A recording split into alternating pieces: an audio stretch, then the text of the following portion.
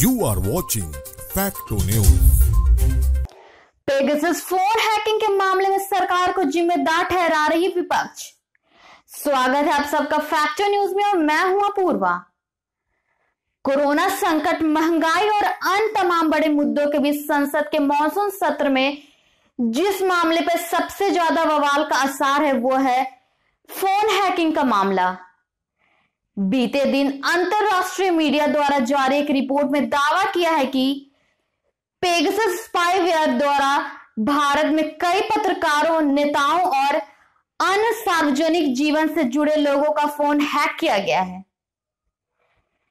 दावा यह है कि सरकार द्वारा कराया गया, लेकिन केंद्र सरकार ने आरोपों को नकार दिया है। अब यह पूरा मामला क्या है, किस पक्ष ने क्या बात कही है, आइए जानते हैं पूरी बात इस रिपोर्ट में। अब जानते हैं कि क्या है फोन हैकिंग का पूरा मामला।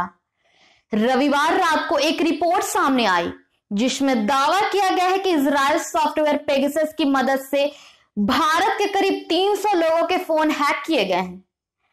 इनमें पत्रकार, मंत्री, नेता, बिजनेसमैन और अन्य सार्वजनिक जीवन से जुड़े हुए लोग शामिल हैं। यह रिपोर्ट वॉशिंगटन पोस्ट समेत दुनिया की करीब 16 मीडिया कंपनी द्वारा पब्लिश की गई है। रिपोर्ट की पहली कड़ी में भारत के करीब 40 पत्रकारों का नाम शामिल किया गया है। दावा है कि 2018 से 2019 के बीच अलग अलग मौके पर इन सभी पत्रकारों के फोन हैक किए गए या हैक करने की कोशिश की गई। इस दौरान WhatsApp call, phone call, recording, location समेत अन्य कई जानकारियां ली गई। सॉफ्टवेयर बनाने वाली कंपनी ने इस मामले में क्या कहा, आइए जानते हैं।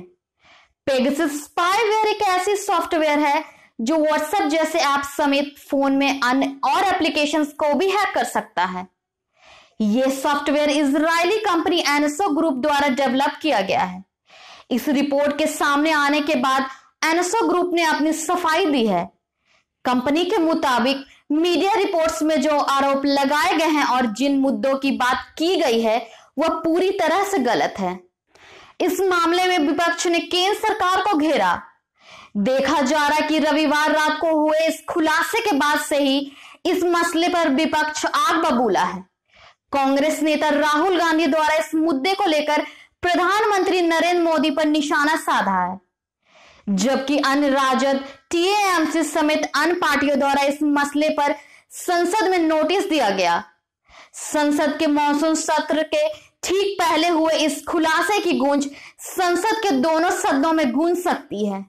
खुलासा करने वाली कंपनियों के मुताबिक इस रिपोर्ट की अलग अलग कड़ियां पेश की जाएगी। आने वाले कड़ियों में नेताएं, मंत्रियों और अन्य संवैधानिक पदों पर बैठे लोगों के नाम हो सकते हैं। इन सब आरोपों पर सरकार ने दी सफाई। भारत सरकार द्वारा फोन हैकिंग के आरोपों और इससे जुड़ी रिपोर्ट को खारिज किया गया। साथ ही इस रिपोर्ट को भारतीय लोकतंत्र की छवि धूमिल करने की कोशिश बताया गया। भारत सरकार ने अपने बयान में लिखा, भारत जैसे लोकतंत्र में प्राइवेसी एक मौलिक अधिकार है।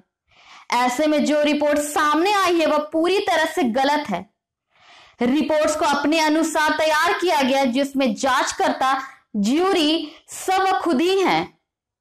सरकार ने संसद में इस बारे में सफाई दी है कि ऐसा किसी भी तरह की गतिविधि में भारत सरकार संलिप्त नहीं है।